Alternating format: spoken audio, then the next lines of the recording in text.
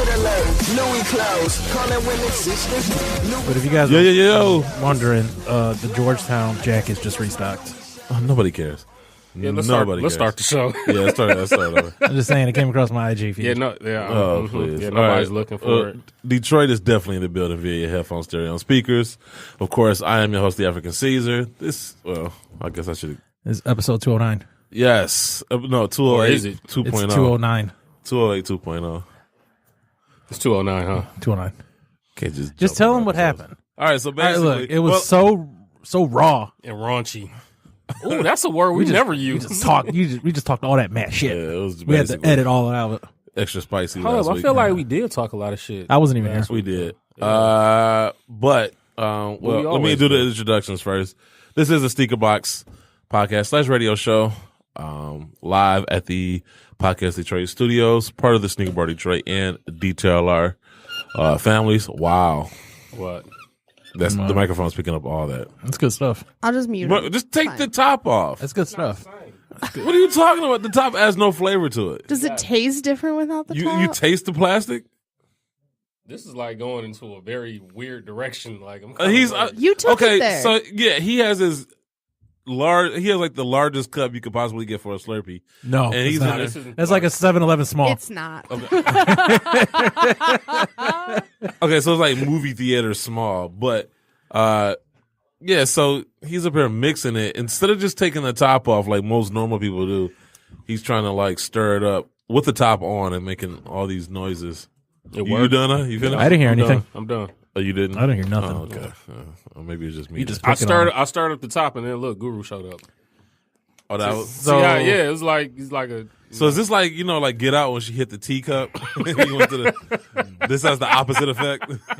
You pulled Guru out the second place, right? That's how you reverse it. He did just walk right in the door. All right, there you go. Never in the second place. Good for you. Thanks for showing up on time. This is on time for Guru. Like 5 minutes late is on time. No, it's not because I've been here on time before. So when I wasn't outside the last episode because of the Mexican place. I was been here when the show started. Why gotta be the Mexican place? Always got to blame the Mexicans. I know. I didn't blame the Mexicans. That's that Trump supporter. We're minorities. Because they haven't been cutting grass. That's that Trump supporter in them. That's right. Yeah, right. But yeah. So anyway, I guess I should introduce everybody. I got the contrarian of the show, Mr. Slurpee himself, Geeno. Pause. Check on yourself for that. No, you drinking a Slurpee. Mr. Slurpee. I get a check for that? No, don't say that. I get a check? Yes. What are you drinking? A 7-Eleven beverage. Okay. Different. Okay. Tomato. And then we have the Googler. He's back in the studio with us this week. Here I am. But no one ever knew I left because that last episode never went. Yeah, there you go. So, yeah. And then Mr. On Time, Guru, he's on time for the intros. Yes. That's all that counts. You know what? He doesn't do this on a half and half podcast. You know what? I take your little lateness because I could be a hype beast like you. Who? What? Yeah, I could be a hype beast like you, man. What you talking about? You are a hype beast. See? How? Oh, Grace. Sorry, man. If it ain't 100 pairs or less, you don't want it. Oh, get out of here. Just because I got more shoes than some hype beast. Yes. Yeah. He's got more shoes than what? Than him. No, it doesn't make it a hype beast because you got more shoes. Wow, that's a hype beast comment. Like. Yes, it is. Exactly. That's what I'm saying. That's what it sounds like. We never talked about collections. Are we doing that? That's the first thing they go. We doing that? We doing that? Let me take my hoodie. Let's do this. We're doing that. Because if you come in and talk about my hype beast and you don't put no context to it, then what that sound like to me? That was our little what that sound like to me? Jokes. I mean, we said it here before. We got the limited pairs and the samples and all that. But that's all I got in my collection. If I had just that, then I would agree with you. But if I got like the first shoes I bought this year was the Reebok Legacy. If that's He's already explained it. He already explained it. That shoe was limited. That shit was not limited. Yes, it was. It's still on the website. I never seen them in person. Thank you. Because nobody knows about them. Because they're limited. Exactly. They're not limited. It's just nobody's checking for Reebok like that. That size 15 was exclusive. You would have a Most point size 15s if they were sitting everywhere. That's why I told somebody. No, that's Reebok's fault. That ain't got nothing to do with so whether it's Reebok. That ain't got nothing to do with the availability. The availability is there. It's just people not checking for them. Point is, I can't believe he went there with just because he's got more shoes than him. I mean, I'm just saying, you come in here sounding salty, like, I'm gonna put it out there. And you want to check him? You want to check him? You want to check him? I mean, I'm just saying. that was like one of them I'm about to grab my nuts moments. We throwing you know why? We throwing numbers out. We throwing numbers out because Jay-Z ain't here. I'm just saying, like, dog, like, I mean, so you know what it is? People, like, you know, you watch a fight, people want to, like, do that whole shoulder dance and they don't throw no punches. Like, I'm going for the juggler straight up. Like, you want to do that? Y'all come at me. How many shoes you got? How many shoes you got? You said I was late. I called you a hype beast. That was 1-1. How's that 1-1? Is that what you said? Because you were literally late. No, because here's my thing though. Just like how we took the 4 pair of shoes that you got there with samples and we make it to a big thing. Like the past 10 episodes, I've been here on time. 3, I'll be late for. You'll focus directly on the 3. Okay, on a normal day, are you on a normal day? Are you late or are you on time? No, since we've been here, I've been on time. Geeno, I haven't been late. He's been here a few times more often than not. Thank you. You know what's funny? More often than not. Hold up, Guru. Did he touch a nerve? Who me? Sees. No, that's because I just used the example. I'm just saying, more often than not, is he not late or not? Is he late or not? He's been here enough. He's been here. I mean, it's obvious that Guru's had a long day. He has his grass cutting shirt on. So, what shirt? What's And nah. So, and he showed up with another shirt on. I mean, we don't have no merch. Yes, we do. I don't have any merch. Shirt. I mean, I wore some. We got that one shirt. Huh? We do. You wasn't here for that. You wasn't on the show. It doesn't matter, bro. So I was here for it, and I still don't got it. You don't have it? Oh man, it's because you're Mexican. It probably is. Oh wait, you're not even Mexican. You're Puerto Rican. He's Latino, right? Yeah, I'm Latino. He's something. I probably didn't get a shirt because I have more shoes than everybody on the show except JB. That's probably why. That's right. I'm just saying, you come from me though. I mean, I'm bro, just you saying, called like, me late, bro. So because you was late, bro. Punch. Like, No, like, I'm not talking about right that's now. That's like me saying, like, you didn't pass the test. I'm not talking about bringing today. that up. Like, I'm talking about today. You said you are always late. That's when I said more often than not, you're late. No, I'm not. Not since we've been recording here. No, we have not. He's beaten us here a couple times. A couple times. Out of 200 shows. We didn't do 200 shows. We haven't done 200 shows here. I'm talking. I ain't say just here. I just said out of 200 shows. I mean, I think the last episode I was here with, you did show up like 40-something minutes late. What? Not last week, but the week before. Oh, yeah, because I was sick. I called and told him, but he didn't answer. And that's why I just came and showed just like, you know, that's when he was sounding like Muhammad Ali. Yeah, remember that whole Muhammad Ali thing? 2 episodes ago? Well, technically one episode. It was the last episode. Yeah. It was last episode. According to the people listening. I mean, according to the place we record at. Yeah. I don't know what happened thanks to our sound engineer who, I don't know what she was on last week. No. I'll mute you too. So we have audio from last week. 13 minutes of it. We should just put it out.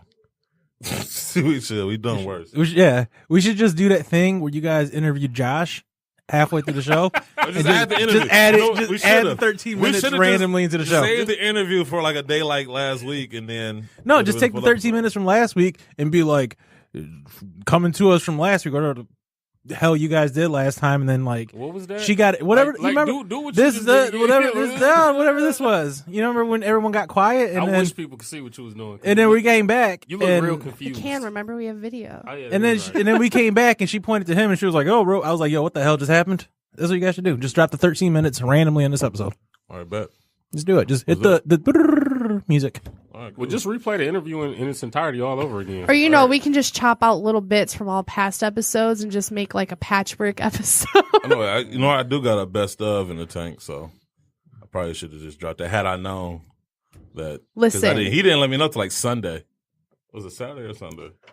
I didn't know till Saturday. I mean, now we just spilled the whole beans on that, so. I think it should still be added, just randomly. So is it lost like forever? Or what you could just do is forever, ever. I want you to just do on this episode, just be like previously on the Sneaker Box podcast, play the 13 minutes and then add it to this episode. I'm mad your voice it could really be like a sound trailer. like the voice. Your voice sound like the voice from my man's from Power. When he said previously on Power. So, we could just do that. Or was that previously on Reddit? It can just go down as the lost episode. Yeah. The lost tape. Yeah, just hype it up. No, we just hype it up. Just look for the next 13 minutes in an episode of the Half and Half podcast. That was a classic. That was a We should. classic. We should just drop it. Hey, look, free That's the Daquan. only thing I hate though, because it's like Free Daquan. because yes, we're gonna keep that going. We'll get the t-shirts made for that. We'll get the merch for that, huh? And make sure Francis get a shirt. Thank you. That's the only thing I hate about shows like that, because like you'll have conversations and jokes will be made that wouldn't be as authentic if you tried to recreate it. Like the one he made last week with the character from, I forgot what that was from. Smutly. Yeah, Yeah, Smutly. What was that? That was the Hanna-Barbera cartoons when they always used to race each other. Yeah. I'm hearing like this. Wacky Racers. I'm hearing like this. Yeah, Wacky Racers. Is anyone listening to that? What? Or is that just in my headphones? I don't hear anything. No, I hear Oh, No, everybody, hold on. Watch. no. Nobody hears it? Okay, maybe it's just my headphones. No, C's real particular. He's a diva. So, Yeah. you know. I mean, I gotta be if we're gonna be losing episodes. Like, Listen, Mariah Carey, I'm sorry. Can you just calm down? I'm just saying, where's my hot tea at? But anyway, so that was last week's show. We just spilled all the tea. Yeah. Oh, that's how we lost. That's how we lost it. Oh, no. There goes episode 108 2.0. Wait, we're episode 108? We were 108. We're in 108? No, 208. I'm sorry, Jesus. We went backwards in time. Yeah, 100 we lost episodes 100 episodes because of podcasting. We just went through the quantum. We went through the quantum realm real quick. 100 episodes gone and sneaker box Hey, time. look. That's like 2.5 years. Big Quan stole them shoes and our episodes. That's why we don't have it. Yes. Yeah. That's it right Yep, there. you go. That's what we should do. Yes. Please blame Daquan. No, free he's in custody in New York, so it's hard to get bail. It's hard to get free. So I doubt that he stole it. He snuck in with a knife. Remember? That was the I doubt it because we can't even get in with our butcher's own. knife at that. I don't know if we can get into here because we can't even get into here with our own code. So I doubt he can get in here with a knife. I mean, speak for yourself. The code worked for me. Well, he just tried it. It didn't work. Who? Francis? Dave, wasn't that Dave? Oh, Bro, I dude. walked in with you. I was gonna say maybe the writing's on the wall for Dave. I don't know. Anyway, we got a number of topics that do want to touch on. I guess we got to rehash from last week. That shit's old news. I definitely, shit to us. I definitely want to go back and kind of retouch on the Jeff Staples, American Eagle, Urban Necessity situation. They hit the internet like a week ago, right? Yes. In internet time, it's like 3.5 years ago. I don't know, but I still want to make some points. I guess we could just kind of skim over the Gold app burglary. I wish that Mike, what's that guy's name? Evan Terry? Who? The lawyer for Stormy Daniels. He just got in trouble with I guess As soon as he put his tweet out, he just got arrested. yeah, he tried to what was he, blackmail Nike or something? Tried to extort him. Yeah. That was gonna work, right? Like how would you man. And then the funniest part about the whole situation is that he might have potentially Nike stocks dipped too. did they? Yep. Based on what though? The tweet. What was the tweet?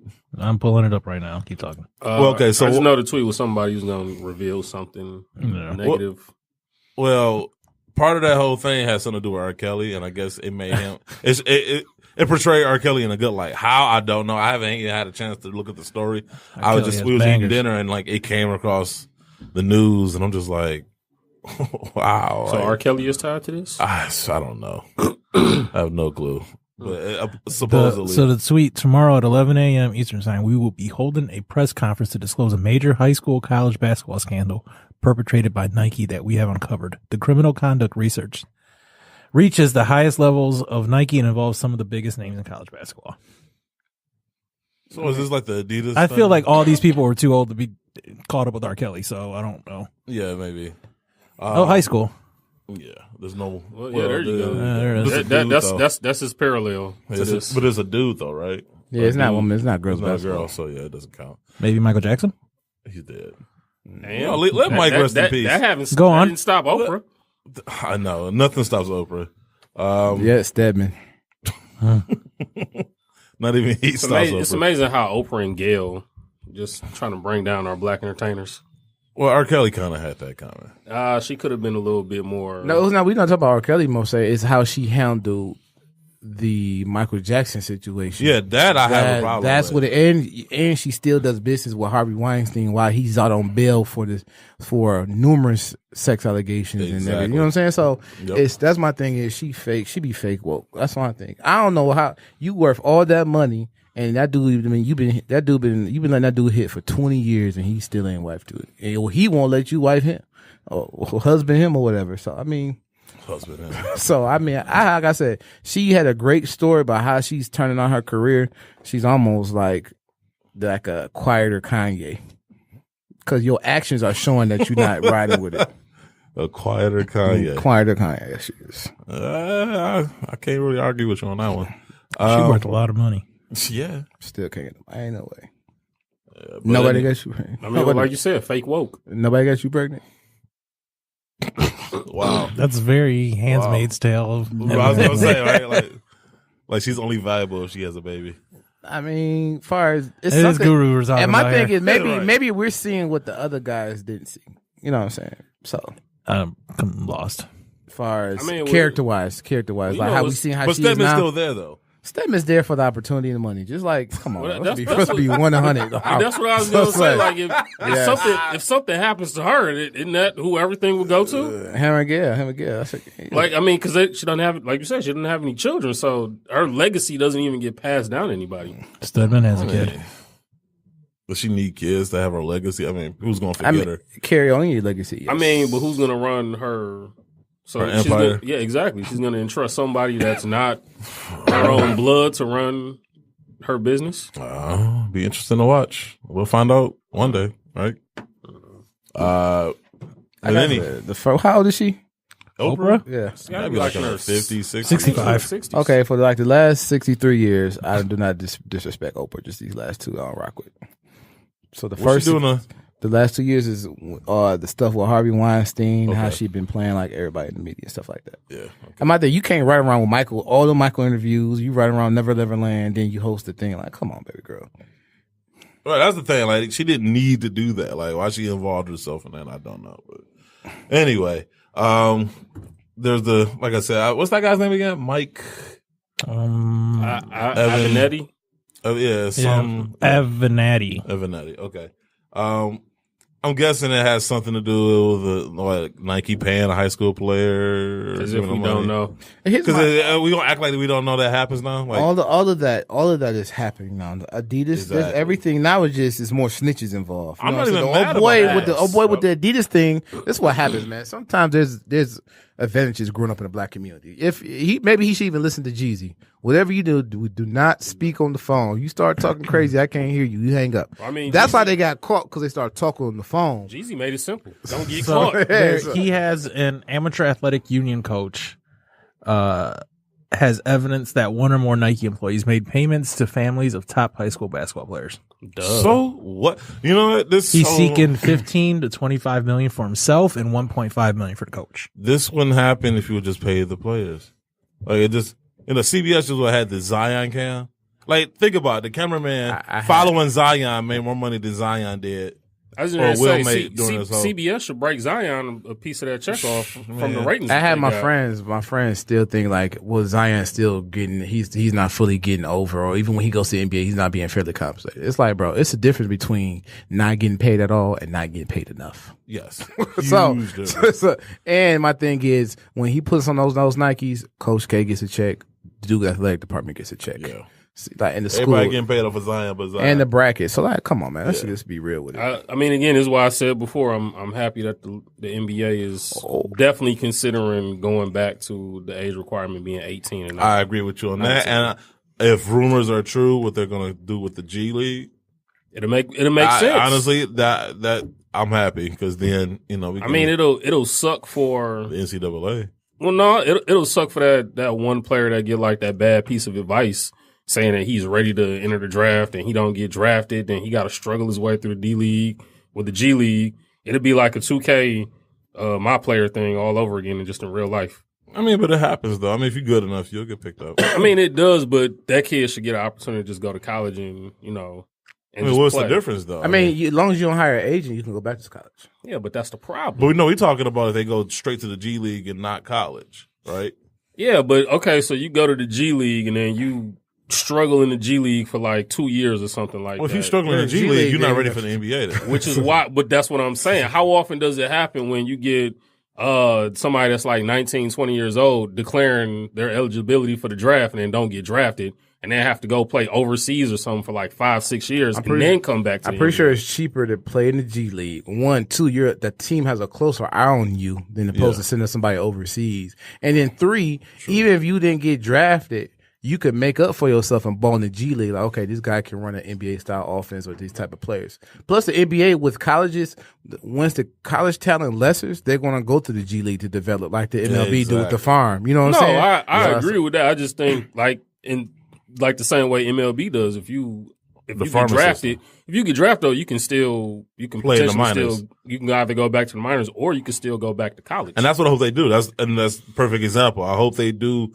pick up that baseball Yeah, if a kid get drafted too low, where he feels as if his value could be a little bit higher, right? Maybe he gets the option to either get paid and go play in the G League or go play in college. Or I feel like, or maybe if you're not a top, 15, or if you're a top 15 player, you can automatically play. If you get drafted 15 below, you just play 1 year in G League, and then you can come to. I mean, let's be honest, you got a foot in the door. If you're in the G League, you kind of, they already, like you said, they're already looking at you because you're there. So you're in the wheelhouse. And hopefully they get paid. And if they still pay them, because I feel like that's the bargain too, right? So a player. Maybe, okay, if the Bulls know if they get Zion, they can go, hypothetically, they'll go to the next level. If I got the number 1 pick and I'm in the conference with Chicago, I'm going to pick him just so your team don't go there. And I might throw Zion in the G League because I don't necessarily need him. Mm-hmm. Therefore, that's fair. But if you got paid Zion his NBA money while he's in the G League, you're going to keep an eye on him. You're going to make sure he's developing. And then you're going to bring him to the NBA level because you want to recoup some of that money he's going to bring. Yep. So I feel like, okay, I'll play in the G League, but still get my NBA money. Yep. So therefore, you remain invested. You're not just throwing me to the the dungeon or something. NCAA. I mean, if they stuck in the 50s, let them stay in the 50s. Then like this 2019, yo. So yeah, the NCAA is a joke. Yeah. So it'd be interesting to see how that all pans out. I mean, they still got football. I don't know how that's gonna work out. Football is almost even worse. I mean, no, football is almost worse. So I'm just trying to figure out there's no I mean, well, look who run the NFL. So you think it's going? That's my point, though. There's no farming. There's no you got the D League, the G League. There's no D, G League for with football. The NFL, though. I mean, with the college football, you can't. Only the earliest you can come out after your second year. Oh, college? Yeah. That's because remember, Maurice Claret was trying to fight that. That's so that's why. That's a whole other battle. I mean, the only thing is those top college football programs basically are farm systems. I mean, Alabama is essentially. I mean, basketball is too. I mean, up until now that everybody's talking about right. But I'm saying any kid that goes to Alabama, I mean, or LSU or Ohio State for that matter. I just feel like for the most part gets drafted. I just feel like NCAA football just has more weight to it than basketball. Football in this country is, I think, still the number 1 sport. I know NBA is caught up a lot in popularity and whatnot. I just think football is NFL makes a lot more money per team, and they only playing 16 games in the season. Right. But as far as popularity, basketball, because with basketball, one, I can sit closer to the action. I can, not only with the jersey, I can buy LeBron jersey or Michael Jordan jersey or Kobe jersey and his shoes. With football, I can just buy Drew Brees jersey and that's it. I'm not going to walk to the game with his cleats. You know what I'm saying? So I feel like and they're not giving up, players no signature shoes out of the NFL anymore. Like Vic was the last one, right? Calvin Johnson? Cam Newton. Cam Newton, yeah. So I mean, he got a signature shoe. He would be the only one. That'll be the last one who got it. So yeah. They do. They trash, but yeah, they got it. I think it was the all red one. Yeah, you got a pair. I got a pair. They just, but it's like what we always say with Under Armour. Whoever's designing shoes need to really pay close attention to what's going on with him off the field. I think it's not so much. If you're gonna make a trainer though, I think it's more so the company's reputation. What, I think the design could be fixed in a year or two. It's the company's reputation. Yeah. So even when Under Armour make double shoes, it's just like, oh man, well, yeah. But you said win, but imagine if they made because Nike makes them not favorable shoes, and they still sell because they sell a lot of their product off their reputation. True, but what if Under Armour makes a Cam Newton trainer that's just wild and as crazy as the stuff he wears during his press conferences? It would sell decently, but it wouldn't help propel because people still got that. Well, Kevin Plank supported Trump. Well, the designer said ghetto. That still sit in their mind. You know what I'm saying? I mean, true. Yeah, right. That's why. I mean, like I said, they designs can get better. It's just that company reputation is going to take a minute to shape. And then, I don't know. I mean, some of the designs, though, man. See, the thing with Nike, though, at least you can say more often than not the designs work. For the most part, yeah. Right. Under Armour doesn't have that same. Nah. They don't have that track record. I mean, when they did that Curry too low, that lets you know right there. I mean, and I'm used to even though 3, whichever one that was. I get what Cam was doing. That was the internet made that shoe look bad because that shoe was that Curry 2 sold extremely well in the low white one, and the low sold extremely well because I had got that shoe when I was. You know how the internet is. Once everybody decides to pile on, they pile on. Yeah, so that's why. Yeah, but you gotta be. You got to be mindful. But Under Armour did themselves no favors. So what? I mean, they followed and everybody else stuff. LeBron had an all white low top that dropped. That looked way better. I'm just saying the signal. Okay, we dropped up highs and then the summertime. No, I mean I get that, but that's why your product at least has to stand out in a good way, not a bad way. I agree. I mean, you essentially they really did drop a dad shoe. Like that was legit something that I ain't gonna say it was. That was before dad shoes were cool. Exactly. Right. But that all white one was a dad shoe, not the whole silhouette. That's what I was saying. Yeah. That's what I said. Social media turned that all white colorway into a dad. That's what I'm saying. Not necessarily itself. We know social media. They fickle. But going back to the whole Cam Newton shoe, while I got what he was trying to do, like, you know, I'm used to like the trainers, like you Calvin Johnson trainers, even like the Victor Cruz joints. You know what I'm saying? Like, there's another football player. Right. Like, I don't know. Maybe he should come out with, but I don't trust Under Armour to come out with a decent trainer. I don't trust him. Didn't Odell get didn't he have an Air Force One? He had an Air Force One. He gave it there. They gave him a lifestyle shoe. Yeah. They gave him two. One was a. But he don't have his own silhouette. You ain't gonna get one in Cleveland. I don't know. I mean, LeBron got his own. It's LeBron. I mean, you gonna compare? Odell got like he leads, like he's like top 2 in social media following and people like, so he can do it. And then, as far as the customizing of the cleats, he was the one really leading that. And then he got the up to, you know what I'm saying? So he has some type of power pull. Player like little kids like him, so he has the pull. I'm saying they might let them start winning. They would. Let them start winning. They should. Nike's going to find some way to ride that wave. They could. To me, they should just drop the OBJ up tempo. Because the cleats were out cold. The red and blue That's 100%. The cleats were out cold. I'm just saying, like, the cleats were out cold. But it was like that red and blue one he had, and like you talking about with the hologram one? Yeah, like those colorways would have been dope, just like that. Like you could have did that. They could have found some way to kind of like turn that shoe into a training shoe. I just wish that they would have did it when he was at the Giants. I just think right. That's what we're talking about.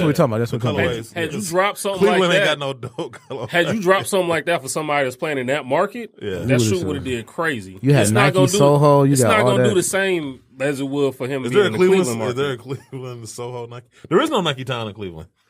No, it's not. LeBron couldn't even get one there. Oh boy, here's an uphill battle right there. Anyway, because I know Francis is tuning out right now. I know he was still here. Yeah, he's about to walk out. It's kind of late to give our social media, but I'm gonna do it anyway. You can follow us on Twitter at TSB_radio. You can follow us on Instagram at the SneakerBox_radio. And you can follow us on Facebook by simply looking up the SneakerBox Radio Show page. And make sure to call in to our show and talk to us on the air with your sneaker comments and questions every week. From 7:30 to 8:30 p.m. Eastern Standard Time by dialing 248-579-5295. Let's get right into it then. We're like a half hour into the show. Let's get to our Fab 5 sneaker releases from the previous week. The Fab 5. The Fab 5. The Fab 5. Top 5, top 5, top 5. Saw it in my dream. 5, 5, 5. All right, so number 5. Part of me wants to like, all right, you know, I'm gonna get to this week's top 5, and since we didn't air last week's show, I guess I just kind of like do like a friendly shout out of the last week's Fab 5. But this week's Fab 5, last week's Fab 5 was trash. There was a couple of nice shoes in there, like the Aleli May 6s was nice, and there was some other ones. The Diego, I can't remember his name. I gotta look at the overall was trash. But number 5, we had the Jordan Proto Max 720 Gem Red. Any thoughts on that? I actually ain't mad at those shoes. I mean, that's an okay spacesuit shoe. I think it's a good, somebody said it the other day too. I don't know who said it, but it's a good direction for Jordan Brand as far as what they're. Gotta have some apparel to go with that. I mean, really, it's a black and red shoe. I mean, yeah, but I mean, you could easily do like a jogger with it, or you know. I mean, they could. I'm just saying, like it would sell it a little bit better. The Jordan Proto Max 720. You don't like those? That's what I said. It looked like what was that? Didn't they have like a Hypermax, Hyperflight Posit joint like that? It looks just like that. I mean, it kind of looked like the high top 720 basketball shoe that came out. Nah, they don't look that bad. It looks similar. They look okay. I ain't mad at the Proto Max 720. I mean, I feel like that airbag on there they're almost bigger than what's on the 270 and on the 720. It looked like a RAF. That it does. I mean, it's just legit. I don't know. Maybe because the standard has been so low with Jordan Brand outside of the Signature Series. that maybe I'm giving them a pass. But I mean, look, I'm not saying they're my favorite shoe, but I ain't mad at them either. I mean, I just feel like shoes like that, like if you have apparel to tell that, we always say it, to tell the story with the shoe. What story is there to tell on that one? I mean, you don't necessarily have to tell a story, but you just drop some dope apparel with it. I don't really think it's that. I think also the time of the year, the weather's about to break. You never to walk around with that big gaudy shoe. That's more of a September, October type shoe to drop. Agreed. Which is why I said you drop some joggers, a little sweatsuit with it. Probably we're not the legit, so I mean, it's still a good shoe to wear. Of course, you're gonna say that. You got a thing for red and black Jordans, so. But those aren't red and black Jordans. That's Jordan brand. It's still a Jordan. It's a Jordan. That's a red and black Jordan. It's Jordan brand. Jordans. Wait, is it Vaseline or petroleum jelly? I mean, but it's not Jordans though. Like I wouldn't call those. Is it a Q-tip or a cotton swab? Like there's a Wings logo and a 23 on it. Sounds like a Jordan to That's me. not a Jordan. Yes. That's Jordan. Well, I think you probably said maybe it's not a retro. I think that probably it's that's what you meant, but you didn't say it. That's why I mean, but y'all know what I meant. Like I gotta break it down. Like hey, you know, he sounded like a hype beast when he said that. Y'all knew exactly what I was talking about. We've had this discussion plenty of times. And y'all want to act dumb because I didn't say specifically not Air Jordan. It's fun picking on you, man. Y'all ain't picking on me. Y'all sound I will say off topic, Zoom rookies are actually not this bad this year as far as the fit. Are you serious? Yeah, I tried a pair on the red and black ones. Might be time to get a pair. I'm mad now because I had that. You definitely need an insole. That's not changing, but the fit is better. It's not as tight. Because the ones that came out was at 2013. Yeah, I had the blue ones. The blue ones, oh my goodness, they was screaming, "I can't fit you." I was mad. I got a 12, man. I was like, oh, "This hurts." I had to let them go. Those things feel like wife beaters, man. Those things is wow. Yeah, this one feels better. This one I tried. I have a wide foot, and this one didn't hurt when I tied it a little tighter. It didn't hurt. This one fits a little better. Yeah, I found a glow in the dark. That's why I passed on the. Yeah, me too. I said, let me try. I found the glow in the dark pair on eBay for $138, brand new. Not bad. Yeah, so that's what made me try it on. So I'm like, okay, if this fit, okay, I'm gonna give them another shot. Then I'll order them. Oh, speaking of eBay, I found those All-Star Answer Ones for $40. Yeah, in great condition. Like I think he won like once or twice. Not bad. That's a come up. The red pair. Yeah, no, that's a come up for sure. Yeah. So I was like, bet. It's funny because you could tell, like, I want to say that he's tried to sell them like a couple times. You know, like they'll try to, like, he got like 6 days. Yeah, people to bid on them and put them back up. Put it back up. I want to say he put them back up like 2 or 3 times and nobody bid because, let's be honest, who's looking for like answer ones right now? I got my pair for $25 at Season Guru. Sneaker Legends. Pretty much. Only people looking for answers. I got a Mari pair dead stock for $20. The navy blue joint. So. Ooh. So yeah. So I mean, that's the thing though. Like everybody's going up to the hype, which is funny. We'll get to this list because this is something I really want to point out. Number 4, you have the Atmos Special Edition Nike Air Max 2 Lite. Yeah, they could have kept that. My thing is that I like the shoe. I just feel like with me as someone who's a bigger fan, it's like y'all don't touch a colorway until it's a collab or 2 and it's like limited. Exactly. That's my problem because the OG with the white with a little bit of golden with the blue and red, that pair was dope. Hard. It's like all that. And then even when they did with that white, gold, and red pair. It's like now y'all rock with it. I'm looking like it's some of the things in the sneaker community is just disgusting. Yeah, it's just disgusting, man. Damn, you sound real offended. Yes, I am, man. It is. Oh, wait till we get to number 2. But number 3, New Balance. We had the New Balance 997 Revealed Dark Current White Peach. Once again, dope shoe. I mean, it's been so slow the last 3 weeks, 4 weeks. But these are dope shoe, nice shoe. I feel like New Balance has just been like quietly consistent as far as like putting out a lot of. Yeah, they have. They always been good colorways. They let you have more freedom with their collaborations. Even with the stuff that you see with Ronnie putting out, that's dope. The collabs that they have, it's just. Oh, who's that?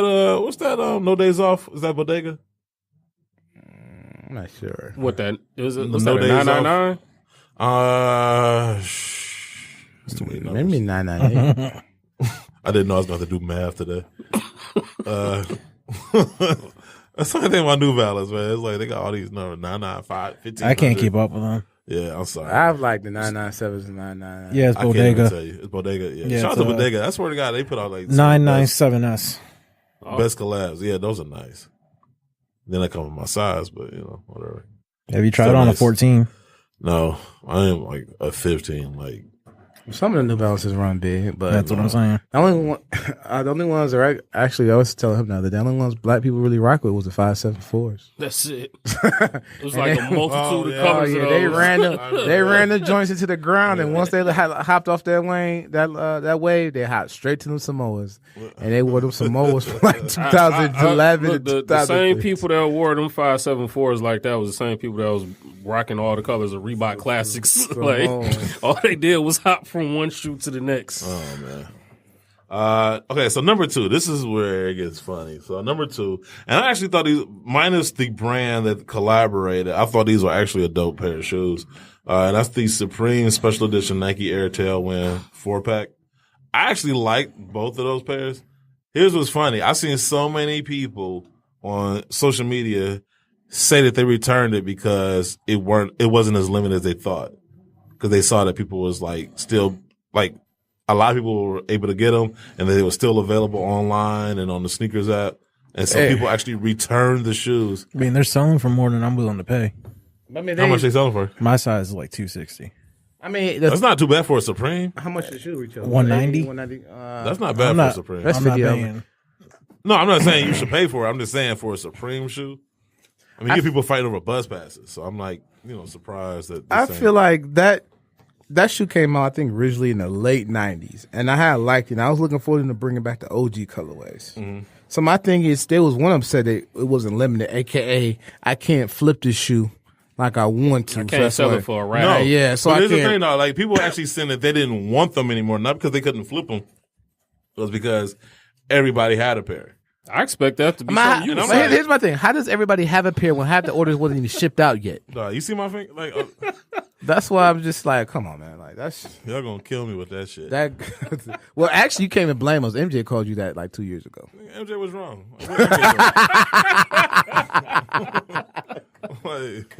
And if anybody, look, if we're gonna call somebody a hype beast. I don't think so. I think she has the perfect balance of both because she does know her older shoes and digs for older shoes. Oh yeah, because I don't do that. I don't say you do that. I'm just saying she has the balance of both. She like Can you find them? In my size, yeah, I can find them. That's because I told somebody the other day, like, yo, like a size 15, like every shoe a quick strike for me. This is one shoe I've been looking for the last year and a half. It's the Air Flight Turbulence. Desmond Stoudemire used to wear it back when he was in Toronto. That's the shoe I've been looking for the past year and a half. Right. And the Air Garnet 3 I just found. The Nike one. The black, it was the white, black, and blue one and the black and blue one. That one I just found recently on eBay. But it was just funny just watching people like, I don't want these shoes anymore. And I'm like, so your interest in the shoe had nothing to do with the actual shoe. I mean, that lets you know the direction that the community is taking. I never understood that. Like, I mean, in order for me to like a shoe, I had to like the shoe. You know what I'm saying? Like, everything else comes after that. If I don't like the shoe, I don't care how much hype is around it. I'm not getting it. But you know what makes it so different is imagine if somebody would have said that maybe 5-6 years ago, back when we actually had like real lines. Yeah. When you had to wait in line to get a shoe. Yeah. If I'm waiting in line, it's like 70 people and everybody walks out with a bag. Yeah. We all happy. Like everybody's excited. Oh shit, we got the shoe. I agree. But because of the internet age, it's too many of these. It's not as exclusive as I thought it was going to be. I don't want it now. Yeah. Come on now. It's crazy how we like talk about lineups like they were so long ago. Like that, like it's dial up we're talking about. Basically, like, that's what it feels like. Because I mean, when's the last time you really seen a line? Like, when's the last time anybody stood in a line? I mean, I stood in the line to get them Dornbeckers, and I'm not gonna talk about how that. Oh, okay. Well, sorry about that. But yeah, it's. I mean, well, I think Mr. Allen's got played me on the LeBron with the LeBron 11s. We're standing there. It was like, okay, we got like 6 pairs left. And people don't show up. All right, it's 9:30. Another guy comes in, leave out with 3 pairs. I'm like, dog, you just said we was gonna walk in. Oh, well, here it says past 9:30. So whatever he had, ticket, whatever his reservation should have been null and void. I mean, you still got your starter jacket. No, this was like 2000. It wasn't on the starter jacket. You got your starter jacket. That's what. Trust me, if I got a starter jacket, it's still. This was 2004 14. It's to line my pet cage or something with. Would you rock a starter jacket? Would you rock one of those starter jackets? No. You wouldn't rock one, period. I wouldn't rock one, period. And shout out to Howard. Ask Howard what I said. The first thing I said in our meeting. The first thing I said. I'm like, I'm not. I don't know. Why don't you say it on air? I'm not pushing those jackets. I'm not rocking those jackets. Don't ask me to. What he do is what he do, and what I do is what I do. And now we're not sponsored by that show. I mean, by the store. They ain't have enough anyway. Enough jackets for the whole crew?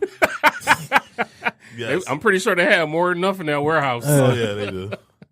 I'm sure they could have laced the whole crew up with jackets. Yeah, nobody else getting them. They would have came correct. Well, everybody except for you would have got one because it could have been merch for us. Only people that wear them is the people that got it for free. Damn. That's it. I don't even think they wear them. When was the last time you seen somebody rocking one? No, they wear them. I just told you they buy them, they wear them. It's just that here in Detroit, they're late to a lot of trends. I seen a dude walking. And then even when the trend is over, they're still riding it because they got it late. You know what I'm saying? So I ain't seen. I'm just saying I have not seen nobody. I don't hang out in them circles. You know what? I've seen it from both sides. I've seen people wearing it, and when I worked there, I've seen people line up to buy them. So I don't even think it's just necessarily a fact of in Detroit we late to the trends. I think it's just the fact that when somebody's name is attached to something and everybody goes crazy over that person's name being attached to it, they feel like, oh yeah, I got to get it. He's from where I'm from, so I got to represent. That's the only thing about Detroit. Like I love Detroit, but that's the only thing. That's my only beef that I have with them because it's like you got certain people that take advantage people's. I don't want to make people sound like they dumb, but like you take advantage of people's ignorance. Like you got people thinking that you out here single handedly forced the shoe to come out when like other cities got it and other companies got it. So unless you out here being an ambassador for like your store and other people's stores, you ain't had nothing to do with that rollout. They just used you to help roll it out, just like they used everybody else to help roll it out. We have a lot of ambassadors for Detroit. Yeah, but they're not. Do we really? Oh my God! Everyone's an ambassador. Everyone's got the key to the city. Everyone's doing something. And it's like, if I see another Cardi B had the key to the city. She had Spirit of Detroit Award. Oh yeah, If I see another event touted as a networking event, I'm gonna shoot myself. Nobody here is. Oh, get ready to load your gun up. Why do you think? Okay, real quick. Why do you think we went through all those sneaky like nobody is here to network with. Like there are no networks here. There's maybe one or two people that I can think of that actually have those types of connections. But it's not nearly the amount of people that are suggesting that they have those connections. So I feel like it's two flips. One, we have to support each other for a product to sell, for more opportunity to come. Yes. So I think that's why even though you may not like it, I understand why people do it, because if this does well, then him or someone else get another opportunity with other things. And that's the part. So that's where, but also too is from what I was told, he wanted to do other things, and whether it be Mr. Allen's ownership or other brands wanted to keep him somewhere in of a box. So I think that is why. My thing, at some point, you can say, "Well, I'm not going to keep." Convenient. I'm not. No. This I didn't hear this from nobody from his camp, but I'm saying I feel like breaking news. I feel like that is why. At some point, he can say, "You know what? If I don't get this such and such opportunity, I'll just let these jackets fade." Then when the money starts to decline, or when the company's notoriety start to decline, then you force your hand to get other opportunities. But that's if those jackets have that impact. You don't want to, I don't agree with it, but they do have that impact. I mean, I think they did have that impact maybe about 2 years ago. I was going to say initially maybe because it was something new. Even with the down of the, and that's not what I've heard from other people too, though. Like, I've talked to people inside that company too, and I'm hearing something totally different. They said that they was. I'm hearing that they're not selling like that. They said unless you had a whack location. Well, that's not even the jacket starter jacket problem. It's a store marketing, a store appeal problem. I heard this from their main hub. That's crazy because I just sent my jackets to their store because they sold out. So I'm like, unless he rubbed somebody the wrong way and they was hating, but I don't have no fish in those. I mean, that's very possible. I was gonna say too, like they don't even have online ordering, do they? They do have for some of it. Yeah. But no, I mean, we can't dismiss that there's a lot of dumb people in the world. We agree with Gucci Gang went 4 times platinum, so just on that out there there. you go. No, what song you bring up the other week? Snow? Yeah, Snow. Snow did numbers, bro. Like, I mean, cause go back to the Tommy Walker, Detroit versus everybody, Adidas top 10. Shout out to Tommy. Shout out to his brand. I have nothing but respect for him. But my beef was just push this microphone back. I'm just gonna before I say something. You know, say it. No, but my beef was we talked about this. My beef was that they didn't allow him to tell a story. Like sneakers are for me, they are pieces of art. Canvases. They are pieces of art. Like whether you're using a blank piece of paper or an empty piece of canvas or a silhouette of a sneaker, you know what I'm saying? Collaborations tell those stories and allow you to kind of conceptually be creative. And you know, just throwing somebody's logo and brand on there is not, to me, a collaboration. Those sneakers are a direct, like, mirror image of, I feel, what is his creative, what's the word I'm looking for? The views expressed. But I'm just saying, like, my man throws words on a shirt. You're expecting fucking works of art from a shoe? No, I would say this, though, right? There's a reason why you're supposed to push the microphone away. Yeah, but here's my thing, though. What's the mute button? If it ain't broke, don't fix it. Those shirts, even though they were simple, they sold ridiculously. So that is why he stuck with that. So that's why I don't think, but here in Detroit, we can't push the creative stuff. Like if something drops that's super fire, that's out of the norm or whatever, it's not going to sell because people like staying in their box. So I think like that's why if Air Force One and the Jordan's the only thing we get, we don't really get anything else because the people here don't buy anything else. So this is somebody from Nike told me this. No. So that's why. No, I get that. If it ain't broke, don't fix it. I get that train of thought, but like I feel like t-shirts and sneakers are different though. Like, you can have a t-shirt that just has those words. He put words on a shirt and then sued the dog shit out of everybody that copied it. That's where his money came from. I mean that's a business, great business. It is. I mean, damn, yeah. I was gonna say most Caucasian business owners take. Oh yeah, no, it's a great plan, and I'm sure his lawyer is a Caucasian, so that's how they did it. I just feel like there's a difference between the pair. Like I just feel like for a t-shirt, right? You can just have just words on there and like people buy. Like what's the name came out? Roughneck. One of his best selling shirts was like the swoosh over stripes. I mean, was it that swoosh over stripes? I believe. Yeah, it was swoosh over stripes. He's a friend of the show, so I'll just not say anything. So, and it was nothing creative. I mean, it wasn't like it had a bunch of colors or pictures on it. It was just straight up swoosh over stripes. And people, I mean, it's t-shirts speak. You know what I'm saying? Like in that type of way. I feel like sneakers. But to Francis's point, it's a difference. He's got more than just that one shirt in a multitude of colors. There are a bunch of other different designs and stuff on this t-shirt. Okay, so I see your point on that. I'm just saying, like, I'm just looking at it. But you want graphic tees, you want different things of that nature, which people here, they don't do it. They feel like it's too much. Like, we've worked retail. We've seen dope shirts, and we say, hey, man, here go a fit together. I'm like, man, I don't like that shirt. I'm like, man, this is cold. It's always crazy because the same cats that say that that's too much would be looking for some fake Gucci shit and want to go wear that. And that's got like paisley print all over it. But that's from a retail standpoint. We've tried to push people to buy more. Well, they buy that more for the name, though. Like, anything Gucci. Well, I mean, but to Guru's point, yeah, people are kind of like stuck in their box because it's been plenty of time. Like, I mean, one brand, for example, that I always think of is just from my time at Villa was Staple. Because I remember when Staple was there, I loved Staple at that point because I was like, okay, nobody's really wearing Staple like that. The design stand out. Here, at first. Nobody's really rocking it here. Then all of a sudden, you know, I'm trying to push it on to people. And like, hey, this is new, this is hot, this is what you need to be wearing. People were still looking for, you know, Sean John, Rockaware. They still looking for that. Yeah. And now all of a sudden, if you go to like a DTLR or a Villa store, you see Staple all over the place in there. Yeah, right. Everyone's late to the party.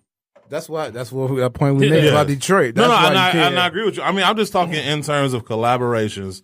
Just no matter who made it, where they're from, I'm looking strictly at the shoe, and I'm like, what's the story being told? Like creatively, what did you put on here other than your logo? You know what I'm saying? And that to me, I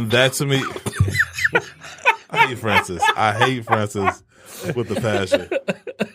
You know what I'm saying? Like, this is the thing though. Like, I'm not blaming Tommy or anybody. I'm blaming Adidas more so because let's not act like this is the first time it's happened where like a brand like Adidas or even a Nike comes out with a shoe that they claim to be a collaboration, but it's really a SMU that they just allow them to kind of. Well, what's funny about that too is even with you saying, not being able to tell a story, because there's so many different ideas I had running through my mind how that shoe could have been put together. Yeah. What if it was more so a situation of maybe somebody from Adidas wanted to do something for Detroit and said, hey, well, why don't we just reach out to somebody that's from there and see if they want to, put their name on this shoe. And that will allow them, hey, here, put some merch out too. Because that's more so what that seems like. That doesn't seem like it legit doesn't feel like that him and that brand really sat together and tried to, put something together. It just really feels like, oh, yeah, he's from Detroit. Well, we want to do something in Detroit. Okay, let's go get him. And Adidas doesn't really have a track record of holding people back from designing stuff. What do you mean holding people I mean, back? like when they do collaborations with people, when you look at stuff they did with Neighborhood, Daniel Arsham, Jeremy Scott, they don't have a track record of saying, hey, you can't do these things. That's what I'm saying. Those are bigger names. Those are tier 1 names. He's like a tier 3. I was just saying, those are designers. But I mean, even then, like you could have toyed with the materials with it. You could have done a lot more, but like it's a direct reflection of like the materials. I do feel. So now you're saying is a more reflection of timing. I'm thinking it's more reflection because we've been a part of that process, and did we have the luxury of picking those things? So I mean, from personal experience, you can see how sometimes they could be handcuffed. And Adidas, far as with the black community or whatever, this was their first effort outside of a Human Race or a Yeezy.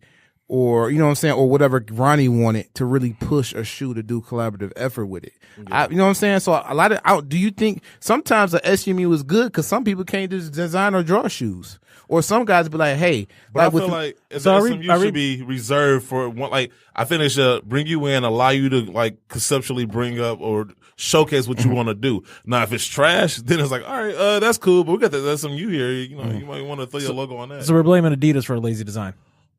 Who? Is that what we're doing? I'm putting more on this on Adidas, yeah. Because I feel like point to Exhibit A again.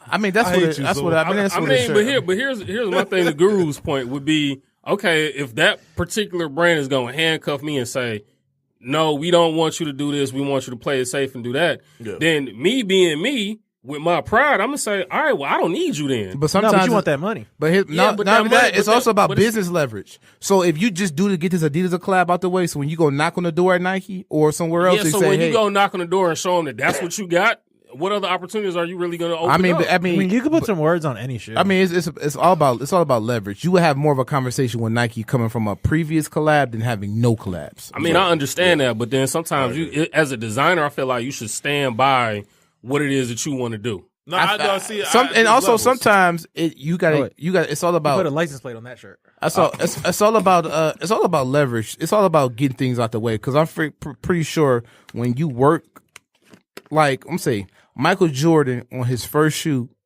didn't have as much freedom as he did on his fifth shoe. Agreed. So that's one thing you got to work and build it. Now, if you 4 shoes in and they still make you basically doing the idea of it, then that's a problem. Agreed. You know what I'm saying? But again, I agree with you if you're somebody that, like, if you have no background in terms of putting anything out apparel or footwear wise. Well, he has no footwear history. Yeah, but he at least has apparel history. But that and they gave him more freedom wear. But I'm not saying it doesn't translate, but you at least you have that somewhat of a leverage to say, all right, well. And that's why I said I don't think it was a situation of Adidas and him coming together in a partnership to put that shoe out. It was more so Adidas, hey, you're the guy. We want to put your name and your brand on the shoe. I agree with you, and I agree with Guru. I think you got to like start off somewhere.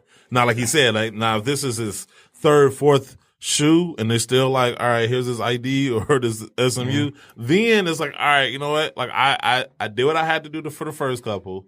But now y'all got to give me my freedom. Y'all got to give me license to do what I want to. I just still feel like if that's something that you really want to do, you're going to end up calling up any brand that's going to allow you to be able to do what it is that you're trying to do. Well, brand's not going to – even Reebok probably had the most freedom, but Adidas handcuffed them so bad. I mean, but why you got to go to just those brands? I mean, there's other brands. There's other smaller brands. But here's my thing. Does New Balance targeted and what we have here, New Balance say, okay, you may design well, but our shoe doesn't do well in your market. Exactly. So you got to look at it like that. That's a problem with Detroit. Now, if we was in Miami or somewhere when we bought all kinds of shoes, then yes, he could have that luxury and say, I don't have to go to these. I can go to New Balance and I still do a dope collab. It's going to sell. But here in people in Detroit, they only buy two shoes, Forces and Jordans. And then every spring and summer, the Maxes, whether it be Vapor Max Plus or Air Max Plus. So I think that's the problem that he has of being in this market. I hear you with that, but then that also makes me feel like you should piggyback to Francis's point, and when Francis holds up the exhibit of the product that's available, that would be why maybe your brand would handcuff you and say, all right, well, we see what you do. But I would roll with your point if they handcuffed you on both ends. They gave you all the freedom in the world for the apparel wise, and but was it really freedom on that? What? On the what's the name? On the apparel. Because even the apparel could have been way better. But that's the apparel. The scheme of the design is what he had to tell. My beef with that. See, I mean, but once again, I'm going back to it as a sneakerhead. Just like I'm trying to look at it from a distance, minus where the person's from, minus who the person is. I'm looking strictly at the shoe, and I'm like, there's nothing to that shoe. And I understand, like to Guru's point, people bought it out of support. Okay, somebody from Detroit is getting on, so therefore I'm gonna support, and I respect that. You know what I'm saying? But I'm talking in terms of just strictly looking at the sneaker, right? Like, it's hard for me to give other shoes shit and just say, okay, I'm going to give that a pass because this person from Detroit. Like, that shoe is just, it did nothing. I'll tell you, you can necessarily do that if other people have more opportunity or access to more, or have more freedom with the design process. Right? So Tommy does that shoe, and then Jerry Lorenzo does that same shoe. I'll be mad at Jerry Lorenzo because he has the clout to have more control over his creation. Right, but this is why I'm not mad at Tommy, though. That's what I'm just saying. That's the point. I'm mad at Adidas. But that's why I said it. That's why I kept saying I don't feel like I can necessarily blame him for what came out. But it goes back to saying everything shouldn't be called a collaboration. Thank you. And that because like I said, so what would you call it if Nike said, hey, whatever your brand is, right? Jean Kicks. If we say, hey, we'll let you do, hey, here's your Air Max 1, or hey, you know what? Here go a Nike SB. Do what you want with it. What would you call that? If they let me do what I want to do with it? Yes. What would you do? I mean, that's a collab. Yeah, that's a collab. Because I'm giving the canvas. Right. I'm giving the canvas to paint my own story and come up with everything on my own, and then I'm presenting it back. Right. It's not a situation of them saying. So hey, how would you market that shoe? Or what would you call that shoe? What, that Adidas? Yeah, that Adidas Tommy Walker Detroit versus everybody. What would you call that? Dating. Like if it's not a collab, how would you present it? Adidas trying to take advantage of the Detroit market with the top 10, because that's all it looked like to me. I mean, they know top 10 sell in Detroit, so why not go tap somebody in Detroit and say, hey, let's put your name. They don't need that. They could have dropped that shoe by itself and it still would have did at least a 70% sell through. 70%. I mean, imagine what did it do here? Already sold out. Exactly. They cut down the allocation. That was 300 pairs. I have no idea. Yeah, it was not a lot. Which would have been smart anyway. But I mean, for any shoe like that, you should cut down on the allocation on it. But once again, this goes back to what I said last week that didn't make it to the show because it wasn't recorded. Is social value, right? Like, so they made a shoe for Detroit that they knew they could sell in Detroit by throwing Detroit versus everybody 313 on there, so limited quantities, and it adds social value to that shoe now because now the top 10 is held to this higher regard now. It's on people's minds. It's in the forefront. At least people here, it's in the forefront of their minds. It seems like it's this hot shoe. You know what's so crazy is that when we was at Villa, when they did the Tigers top 10, you felt like somebody should have been involved in the process of that shoe. And then somebody gets involved with the process of the shoe, you don't like it. Who, me? You, when we had the Tigers top 10. Who did I feel like should have been involved in the process? Yeah, you should say they just basically sold the Detroit top 10 and didn't have nobody from here have any touches on there or do anything to it. Because it was just Tiger colors and the way they marketed it. And it was we had the special box and everything, but so now it's like. But I mean, but I get what he's saying though. Like, I mean, you kind of taking bits and pieces out of the recipe and being like, well, because I had 80% of the recipe, it's still a good cake. No, you need all the ingredients. I'm saying though, but I feel like even if someone was involved in that, it would just still look watered down. So I feel like that would have been the onus on Adidas then. What? That would have been on Adidas for doing that, for putting themselves in that situation where, okay, yeah, if Tommy Walker throws Detroit versus everybody on that Tigers top 10. That's still the same situation of and I Adidas. Bet you if that shoe would have we sold well for you. I'm just saying it would have took it to another level. Oh, for sure. No, I agree. But that's another reason why I'm pissed off with that top 10 because it's black and red. That look like Chicago colors. My thing is Adidas beat him to the punch, so he couldn't do a Tigers one. The Lions one is what? Why can't you do a Red Wings one? I suggested the Red Wings one at the Adidas event. I think he didn't want to. Because Rick and Roll just did that that Reebok ventilator. I mean, just did. That was like, 3 years ago. Yeah, okay, but then we can even talk about materials. Why can't he do a Lions one? Lion shoes don't really sell well. And I was going to say, plus with the NFL. Red Wings have a winning history. Tigers are the oldest sports teams, and then Lions are just terrible. But Lions make so much money. They're like one of the top grossing teams like every year, even though they suck. I mean, but again, if you want to go back to materials, one of the things that I thought of, like, as soon as I saw that shoe was, why is there no, like, faux mink on the shoe? Oh, that's too much. No. Faux mink. I know faux mink. I feel like, or like saying, animal print, like a gator or whatever. That's what I'm saying. Yeah, exactly. Well, that's what Big Sean did, right? With his the superstar. Yeah, that superstar, that red superstar had the he had the red and the black ones, right? Yeah, it had. And he did that other Adidas Altitude with the floral print on it. Yeah, I mean, and I just want to circle back to something that, like you said, is that I don't hate him and his brand or whatever. Sound like it. No, it's just lazy. I mean, let's call it what it is. It's lazy. He's genius that he's made that much money off it, and more power to him. He was given more liberty to do that shoe as a collaborative effort than most people have when dealing with Sneaker Lab. But in that being said, wait, hold up, time out. But time out. This is my thing. Are you see the new shoes? Sneaker Lab was just a vehicle to steal Guru's ideas with. But how you call it lazy? So is Supreme not the exact same thing? Supreme is lazy, but Supreme. But what do you call their quote unquote collabs with Nike? They got more freedom to do stuff, and they do it. And that's what I'm saying is that he may have not fit. he may not. Have, they got a lot of stuff. Because I feel like that Supreme logo. The fives were like metallic. I think at this point, red and black. I think at this point, Supreme's just trying to see what they can get away with. I mean, they had they have a 5-year window of data to look at, so they don't have to just keep doing it. Yeah, it's like it's gonna. So that's what his logo and that branding is the equivalent of the Supreme sticker. In my which is funny because I think these Tailwind 4s was probably the first time I've seen Supreme actually design a shoe. They look good. That's my point. Actually, that earlier stuff was better. Like I think they had the red SB Blazers they did back in the day. You know what I'm saying? The older Gucci stuff Blazers. Yeah, those were better. Okay, so there's a window there in the middle then where Supreme, like you said, was like we can just throw our name on stuff and they have. Yeah. They're getting away with shower caps. But that's that marketing has bolt cutters. That. Yeah, that's the way you don't have that problem. I feel like when you come out with a brand, you have to spend a lot of your money on marketing and branding it. Because once you slap it on something, people are going to roll with it. Supreme's been at it for 20 years. But then that's what helped Detroit versus everybody was when you started seeing people on TV, when you saw like Royce would wear Detroit versus everybody shirt at a show, or you see Jamel Hill wear it, or just people out and about wearing it. It brought brand awareness for people that didn't know nothing about Detroit. Right, and that's my point. Like, just like Supreme, Supreme ain't saying nothing deep, or the designs ain't. They just basically they had a Michael Jackson shirt was like literally just a picture of him from the Billie Jean video, and that shit sold for like $300 in the resale market. Why I don't know, but it wasn't nothing unique about that. It was. They got stickers that sell for. I wonder what it goes for for now. So that's why I'm not mad when Tommy. Because I feel like for a T-shirt and apparel.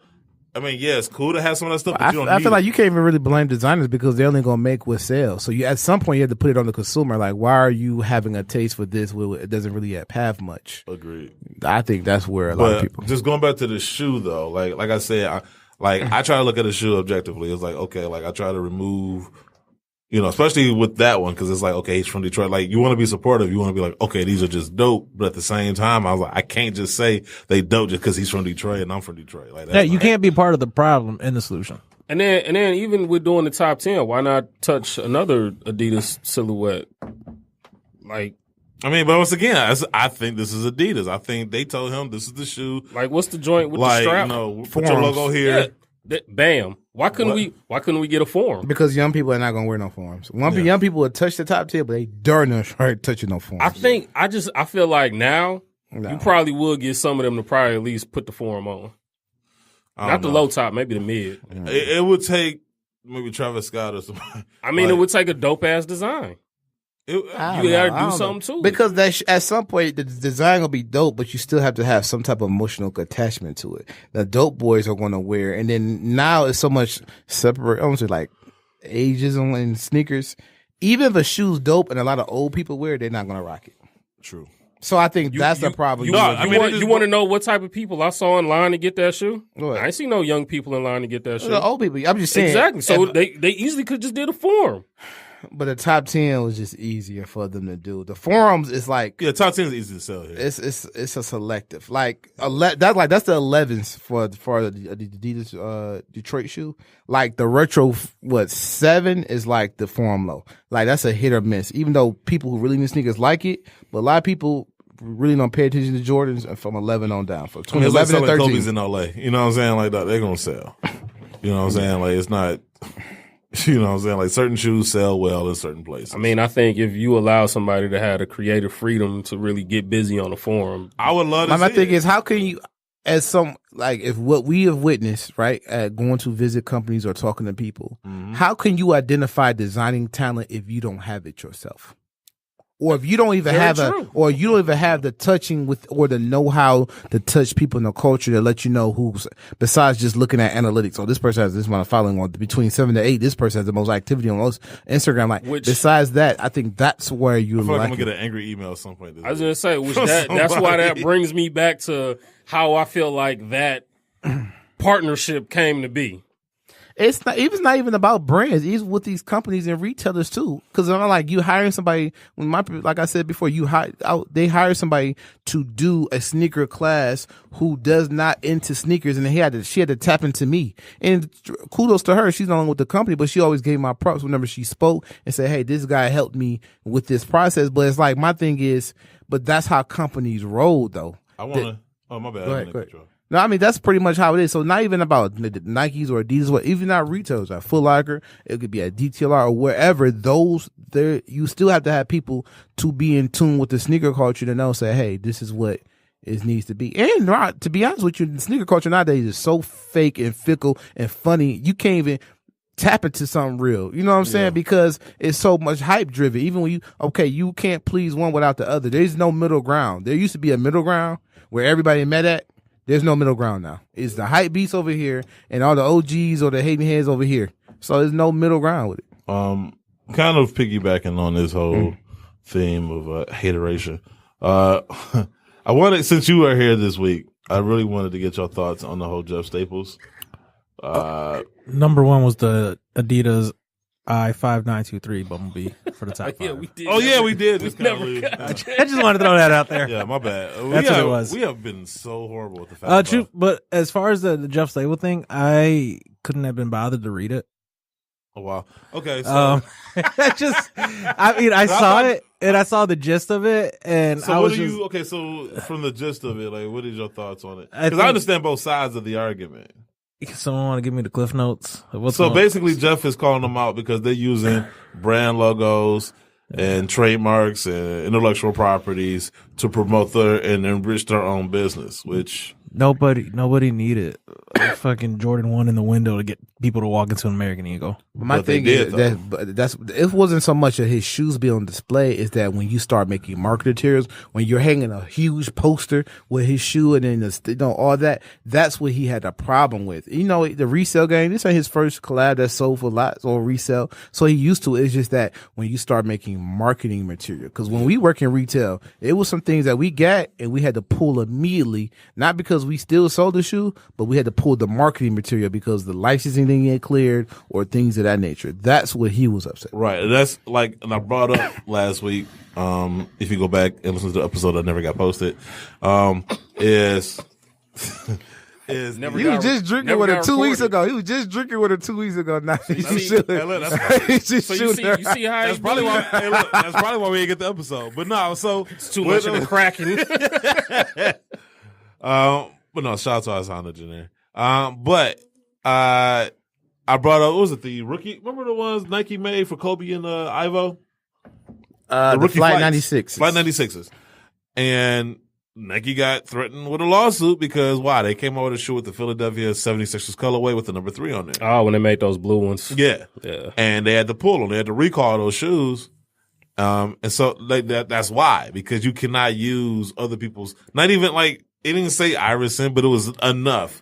You know what I'm saying? With the number 3 and the colorway for you to put 2 and 2 together and know that they were trying to, and then I think it was I forgot the name of the collection. I think it was like the draft class or something, which is why they went to Kobe. And yeah, but I feel like they should have signed him. I feel like I really liked when Ivan wearing those Concords just did something. Oh, it's Georgetown? Yeah, so they did something for me. I feel like it's almost to the point where that's what you're going to see with them jackets. Shout out to my man X because, and I always thought this, but I was always waiting for confirmation. Shout out to my man X. He's a designer at Reebok, and he talked to the guy that designed the Reebok question, and they were made to be like the 11s. And I always thought that. That shoe really was designed. That was designed to be like their version of the Air Jordan 11. I don't see it. So I was going to say, so that's what they did when they pimped out about 11, 12 million different colorways. Yeah, matter of fact, ago. When they came out with the Concord question, they've been wanting to do that, but they knew that it would have been some logistics involved. So what? That's why they didn't use patent leather. So that's why when they eventually did it, it didn't look right. There's a strong correlation. Look at the Reebok question and the 11s. There are similarities, a lot of similarities. So I just read through this Jeff Staple thing. Yeah. Couple things. The person that hit him up saying, "Yo, you're selling your pigeons at American Eagle's an idiot."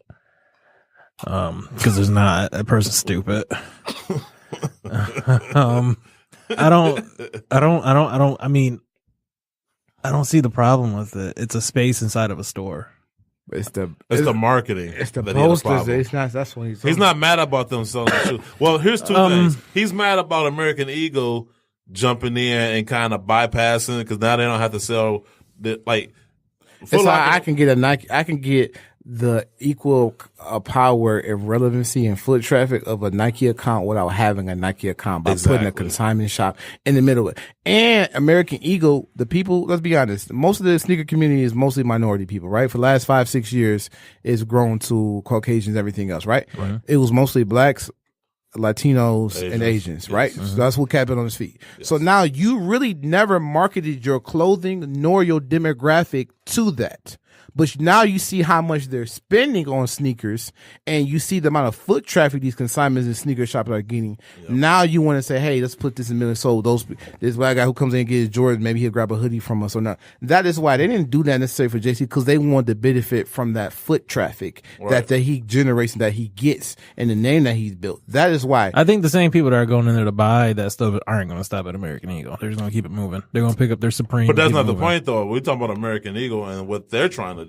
Right, just because me, not even mad at it, or you or Geeno wouldn't go in there and buy anything from American Eagle, that doesn't stop American Eagle from trying to play on that incentive. I think it's smart. No, it's smart on that part, but I think I kind of get what's going on. It's smart. It's smart, but it's not. We don't respect. It's not ethical. I think, and so I'm starting to understand it a little bit better.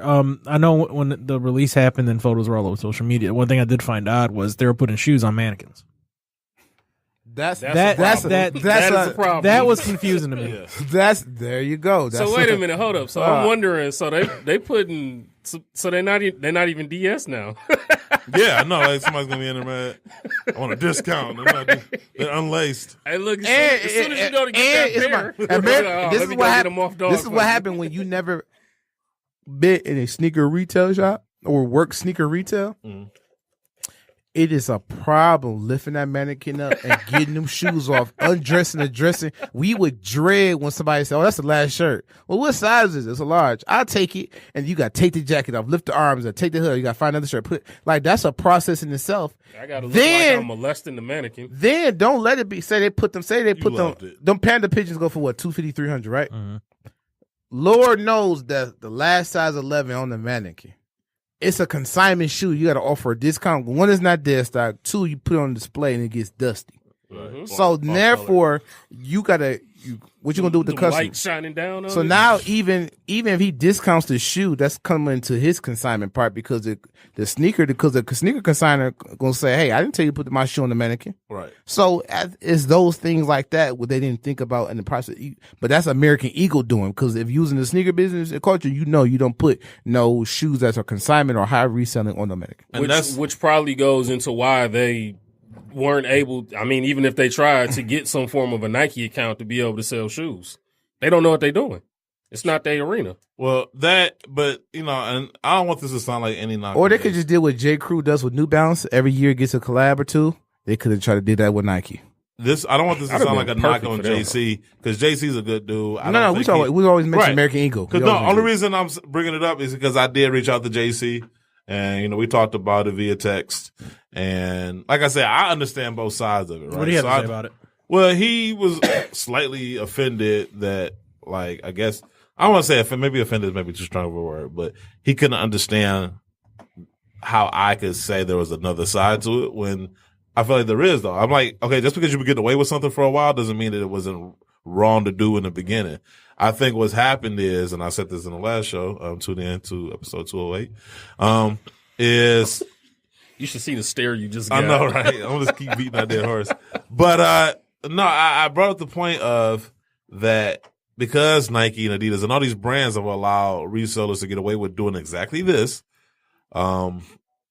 Because it adds social value to their brands and to their products, and it's benefited them in terms of marketing. So now they don't have to market a shoe. Just like with blogs, like they don't make commercials anymore because they can just drop a picture and they go viral because Soul Collector, Sneaker Bird Detroit, Nice Kid, everybody and their mama is going to like repost it, right? So, I think because they've allowed people to get away with it for so long, people just assume that it's okay now. And it probably is now, because if anybody knows anything about trademark, copyright, and intellectual laws or intellectual property laws, you have to defend your property. All right, it's up to you. You can't just depend on the government or the law to defend your property. This is why you see people write cease and desist letters like up the ass. They seem like they're being petty, but that's them protecting their copyright and trademarks and intellectual properties. But because the brands have allowed it to happen so long, I don't know if they have a leg legally to stand on. However, going forward, it'd be interesting to see how things play out, because now it's gotten to the point where, I think the brand's allowed to happen because in their minds, maybe they thought, okay, this is just a resale shop. It's benefiting us to a certain level, but it's not, now that it's going corporate, I wonder if that's going to give them concern or pause. I feel like 2 years ago, Nike would have said something that would happen, but since they got GOAT, they can't say nothing. I was definitely going to say, I feel like Nike. But Foot Locker at least has an account with Nike, you know what I'm saying? So it's maybe a little bit different. But that's a conflict of interest. Exactly. That's a bigger conflict of interest. That's why I think Nike has more to do with that deal. But we're talking about two different things, though. Like, we're talking about copyright infringement, possibly. We're not talking like no. I'm just saying that Nike would have said something, not just Jeff Staples 2 years ago, but since Nike got their hands some dirty money with consignment with shops, where they can't really say nothing because of what they got going on with GOAT and Foot Locker. So that's what I said. That's why Nike ain't saying. And who's to say Nike doesn't have some knowledge or is aware of what was going on with American Eagle with that anyway? I mean, it's possible, and may have given the okay. It's possible, but we don't know that. I mean, I'm just going off of what we do know. Right. What we do know is Jeff Staples got problems with American Eagle. He don't have problems with JC, by the way, too. He stated that he ain't got no problem with JC. He understands resale shops are part of the game. That's not the problem. I think his problem is American Eagle kind of usurping the process and, marketing his products to bring foot traffic to their stores.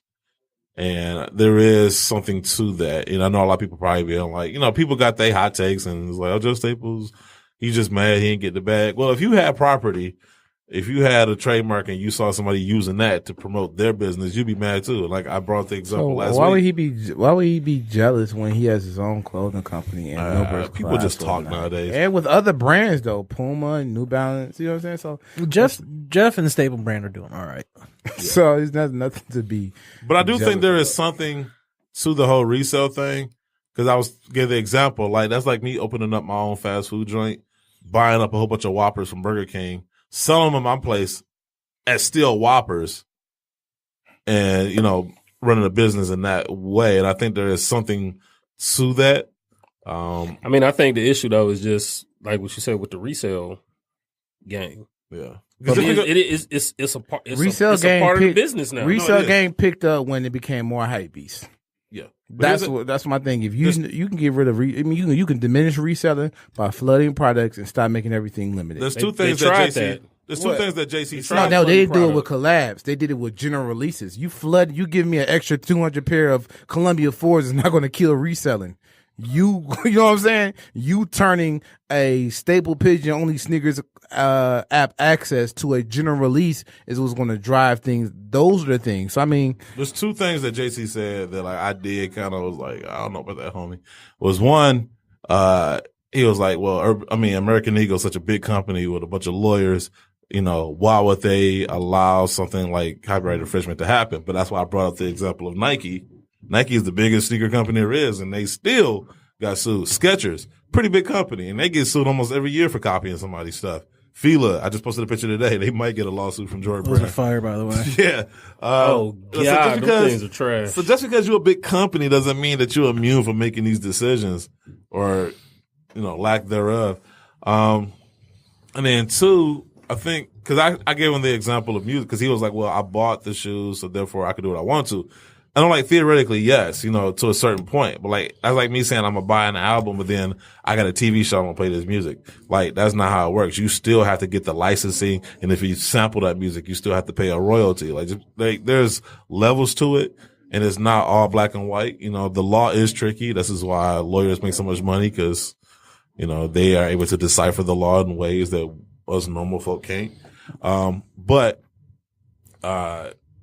I'm just saying, like, there's levels to it and there's two sides to it. And, like I said, I can understand where Jay-Z's coming from, and I can also understand where Jeff Staples is coming from. So it'll be interesting to see how this thing resolves itself going forward.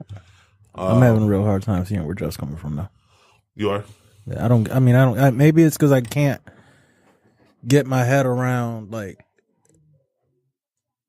I think it's just because, like, I feel like JC wouldn't get involved in something that'll put his business on the line.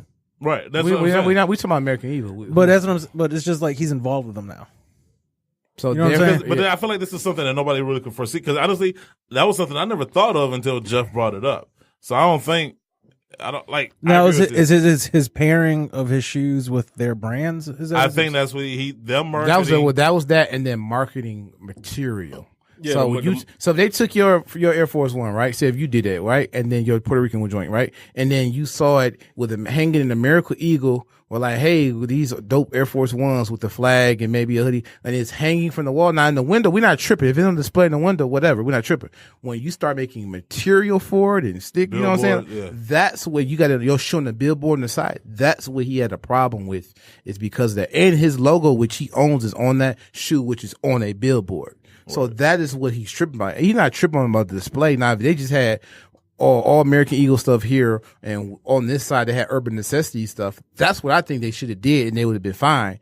But when you start taking, because I have my own clothing brand, I don't want my shoes, even though American Eagle is necessarily a competitor, but I don't want my shoes being paired with another brand's thing. This is why they don't sell sneakers, though. Right. You know what I'm saying? Which would make sense of why American Eagle would want to pair the two together. Yes, but this is why they blur stuff out on TV, like like you wearing or something, or you drinking something. Like, it's funny because I was watching Fresh Prince of Bel-Air with my daughter. I'm trying to get her into that, and like even in the intro, like he's wearing the Air Jordan 5s, right? And they had to like blank out the Jumpman logo on the tongue because once again, that's a logo, that's a trademark. You can't just even like for something like most people probably wouldn't even notice that. They, the television network. I feel like if it was just Urban Necessities, he wouldn't mind, because everything in there is being resold. Now, granted, JC told me that he's the one that bought the billboards, so maybe there's a difference in that too, with him paying for it. So that's what it is. It's like, okay, now it's just everything's here. But when you got retail stuff with consignment, you're gonna have some gray area. But then again, I kind of feel like like if you are like restricted from buying alcohol because you got too many DUIs, but you have but then I pay Guru to go get the beer for me. You know what I'm saying? Like, that's why I kind of feel like American Eagle. Like, theoretically, JC did pay for the billboard, but we all know it's to benefit American Eagle and that location at that store. So, once again, I don't know. Like, but shout out to JC though. Like, I mean, I have no problems with him. He know I love him. I respect the guy. Dude was homeless selling shoes out of his car, and he turned into like one of the biggest consignment shops in the country. Like, you got Flight Club and you got it was never about him, about JC Urban Necessity. It was about American Eagle trying to basically culture vulture. They went into the sneaker game and money and by using Urban. Is there anything left to pick from the game? Or I mean, I feel like we thinking that, but till Foot Locker buy gold, and then till stadium goods get bought up, and then it's like you think it's done, and JD Sports buys Finish Line, and then DTR. So you think it's not, but it's the game. Every day you wake up, it's some other. I mean, look now. I said hip hop is dead. The sneaker game is dead right now. It is. Oh, check this out though. Y'all gonna be dead after reading the story. No, Gucci is selling sneakers. Listen to this. Gucci is selling sneakers for $900 that look dirty on purpose. Balenciaga's been doing it for the past 2 years. So I mean, I was gonna say sneakers and clothing for them. An article written by Caitlin Fitzpatrick for Cosmopolitan. Gucci is going for the whole broken in look with the men's screener leather sneakers. The shoes feature Gucci's famous red and green colors, while also featuring a dirty, used, and distressed look. The Gucci sneaker leather goes for $870 at retail, and even comes with cleaning instructions. To clean them, it says to clean when the shoe is dry using only neutral or same color products to avoid staining. So cleaning them really. Wouldn't you want the staining? Wouldn't that make them look even more worn and used? So basically, you want them to look dirty, so don't clean them. Yes, but if you want them to look clean them. I don't know. It's confusing to me. Well, how about just have the options where you can buy the clean version or dirty version, just like an album. It's not that. Balenciaga does it. It's not that hard. It's not that hard. Balenciaga does it too. There's the pre-distressed. I feel like there's more of a choice in that than the Fresh Prince of Bel-Air 5s that came out last year when they came out with the no laces. I mean, you had the choice to put eyelets in them. Yeah, you had to do some and those guys did an excellent job too, man. I think about getting a pair. If I gotta make my own shoe, like that's ridiculous. You made your own shoe. What you talking about? How's that going? Man, I'm still waiting. Who Fresh, man? I need you. Wait, it's been like a whole year. I know, man. Cause I do not trust myself with that glue. Exactly. Because y'all don't understand that glue process. Once you glue them and you don't do it right, having to take them back apart is just. Well, I mean, it is a 12 to 18 month process from sketch to production. So right, like I guess you're on the right track. All right, like I got 6 more months. Yeah, by the time you finally put together the tools and finally get retro correctly, I'm so done with Dapper Dan, bro. So when that Gucci wait, why? When that Gucci incident happened, he made this long Instagram post. I'm a man before I'm a designer, going off, right? Mm-hmm. Then he has, when the CEO of Gucci comes to his store and they had a little town hall meeting, then he flips the script talking about, you guys talking about coonery. You don't even know where the coon came from. Then he almost like, it's like, you guys worried about this. What about other things going on in the black community? Like, he flipped the script so much. I watched the video. I'm like, this is disgusting. Oh, I didn't even see that. Yeah, so I sent it to you on the group chat. I'm like, really, bro? Oh, you did? No, so I'll send it to you. But I'm just like, really? I said, I'm done. Man, what Hope say? What Hope say on Drake album? The streets is done. Yeah, man. Y'all kill X and let Zimmerman live. Streets is done. Yeah, that's the same thing. Ain't no more morals or ethics. No, man. Yeah, I don't know how that guy's still walking around. By the way, who? Zimmerman. Oh yeah. Okay, so we brought this up last week, but it never went up. So I guess you're hearing it for the first time. Free Daquan. Yes. Man steals $50,000 of sneakers from a GOAT warehouse. If you're wondering what $50,000 can buy you, that is, I want to say like 39 pairs of the Off-White Air Jordan 1. So, yes. How many? 39. No. 39 pairs. An article written by Patrick Villanova for the Jersey Journal. A Bronx man who stole $50,000 worth of sneakers during a series of heists at a GOAT app Secaucus warehouse was caught in the act and arrested recently. Authorities say 26-year-old Daquan Rawls, a former GOAT app employee, stole dozens of rare sneakers from the warehouse between October 2018 through this past January. Secaucus police were called to the GOAT app facility for reports of a burglary on 3 different occasions. The police were called for a 4th time recently and found signs of forced entry to the loading dock doors. They later discovered wires for the closed circuit TV and security systems had been cut. After searching the warehouse, Officers cornered Daquan in a stairwell where he was holding a large knife and placed him under arrest. Numerous pairs of sneakers that police say Daquan intended to steal that night were also recovered. As police were still investigating the scene, special agents located Daquan's vehicle running nearby. That would have been funny why he's in there trying to steal the shoes. Somebody steals his car. The same vehicle was seen on surveillance video footage, which is taken during some of the previous burglaries. All in all, Daquan's multiple burglary attempts resulted in the loss of more than 50 pairs of sneakers worth in excess of $52,000. He probably stole just off. I think they're exaggerating for insurance purposes. Exactly. Come on, man. I mean, they're going up the prices for what they're selling for, and other evidence gathered at the scene included some of Daquan's blood.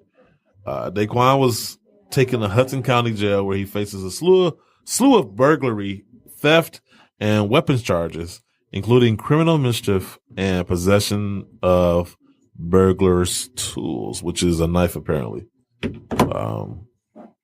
It's crazy. A series of, honestly, this is the thing, man. He rolled the dice one too many times. I feel like you got away with it 3 times. 50 for the 50,000 pairs of shoes, right? $1 value wise. I'm thinking he didn't. How long Goat Storage been going on? A year and a half? Yeah. About that service they offer? Yeah. It's about a year. So I'm thinking, I feel like when I go in there, a lot of shoes that are in Goat Storage are mostly either they're Yeezys or they're shoes that you want to just get your money right away. You know what I'm saying? Shoes that's values fluctuate. Shoes that you know you're not going to wear. Yeah, you know what I'm saying? Yeah. Or what if I'm pretty sure somebody who got some off-white ones, a little reluctant to send them in because if the shoe doesn't sell, you can skip it. I'll just keep them and wear them. Or if you meet somebody who's willing to buy them right then and there, you got to ask for Go to ship your shoe back. You know what I'm saying? Mm-hmm. So I just feel like that number is exaggerated for $50,000. I feel like he probably got away with about $30,000. Because my thing is, come on now. If he stole, my thing is, for him to steal $50,000, he had to hit a lick on your off-white collection. And for nobody to go, it took how long for him to get detected? The first one happened in October of last year. Come on, dog. No help. Come on, we work. Come on now. He stole that many off whites. I was gonna say that's why I said I didn't say he stole off whites. I'm saying for that dollar amount I'm saying that you had to hit some licks on that. You telling me we as store managers, we kept the Jordans in a certain spot because if any internal theft, that was the number one shoe to go. It was a Jordan, it was all white Air Force Ones, and after that it was whatever shoe that was popular at that location. I'm saying wheat Timberland. Yeah. So my thing is, as a go, okay, the high price shoes, because if you send his off-white Jordan 1 to Goat Storage and it comes up missing, who has to replace that? Goat. Yeah, they had to give him the value for the market value for that. That's a L on one shoe. That's almost what? That shoe going for $2,000 almost? The Chicago? Yeah, Chicago. It's like 2 or 3. Yeah, so come on now, man. That's be something. They don't got that Foot Locker money, so it's nothing. They not even coming out of pocket yet. And this is to say that this is all the storage stock. This isn't even saying that who's to say that Goat doesn't own a stock of shoes? Mm-hmm. You know what I'm saying? And I love how you throwing that out there. And who's watching it? How do they monitor that? They could own a $3,000 pair of off-white Chicago's that they bought. Why do I feel like year and a half ago? Why do I feel like the price? They got Don Knotts securing the. So here's my thing. And then I was personally shocked to see the actual warehouse. That's a huge warehouse. Yeah, the Goat warehouse is big. How is it not? Who's to say it's all theirs? It's not shared space. Again, he had to have help, at least for the first run. Him and Don Knotts was in. Don Knotts was just smart enough not to get caught. Nah, he had some help. He definitely had some help. He was the fall guy. Yeah, he definitely had some help. Because who's gonna believe that? I want to talk to him, see if he resold any of it on Goat. We should call him. Is he accepting calls? Find out what penitentiary. Can we get on his list? Send him a letter. Oh man, I know. How much does it cost to go talk to somebody collect? I haven't done that in a while. Well, you got to get that JPay. Oh yeah. Is it messed up that we know what JPay is? I mean, we all minorities. Somebody knows somebody, right? I feel like we've all had that experience before. 1 in 3. 1 in 3. Is it really that? Yes, 1 in 3. Shit. I was never. Y'all been to jail? I feel like I'm just man, who's never, listening? never again, bro. I threw away my entire outfit once I got home, bro. Never. I didn't eat that whole night. Was it like Atlanta? No, it was at Dickerson. Can we get the story? Dickerson, man. Yeah, We ain't got no time. We ain't got no time for a guru story. Man, we need this guru story. I want to hear this. Say that for next week, though. Yeah, we need this one. Say that for next week because this probably get deleted too. Dang, that was crazy. It's so crazy. Like, The stories that you hear in that, man, is crazy.